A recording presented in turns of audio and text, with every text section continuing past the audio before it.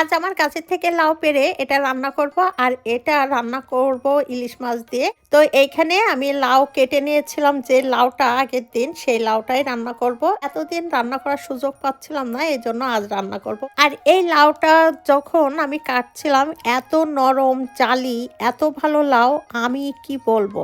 আর এইখানে লাউ কেটে নিয়েছি আর মশলাটা কষিয়ে খুব ভালোভাবে লাউগুলো দিয়ে দিচ্ছি। এখন আবারও কিছুক্ষণ আমি কষিয়ে নিব আর কষাতে কষাতে এর মধ্যে থেকে কিন্তু পানি বাইর হবে। লাউ এইদিকে কষাতে থাকি আর এর মধ্যে আমি মাছগুলো ভেজে নিব।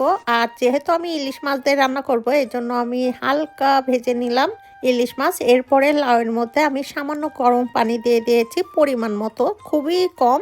আর এরপরে মাঝপথে আমি এই মাছগুলো দিয়ে দিচ্ছি। এরপর ঢাকনা দিয়ে ঢেকে দিব। আর এখানে আমি ৩ থেকে ৪ টা কাঁচামরিচ দিয়েছি। এরপরে ঢাকনা দিয়ে ঢেকে যখন দেখব লাউয়ের পানি একদম কমে আসবে তখনই আমি নামিয়ে নিব। আর এইদিকে লাউ অলমোস্ট হয়ে গেছে। এখন আমি একটি পাত্রে ঢেলে নিচ্ছি। আর এই লাউটা খুবই তাড়াতাড়ি হয়ে গেছে, সিদ্ধ হয়ে গেছে কেননা গাছের জালি লাউ সার ছাড়া। আর এই তরকারিটা এত মজা হয়েছিল ভাইরে ভাই কি বলবো, সবাই খেয়ে একদম পাগল হয়ে গেছে। আর এখানে লাউ শাকও রান্না করেছিলাম, সব একেবারে নিজের গাছের শাকসবজি।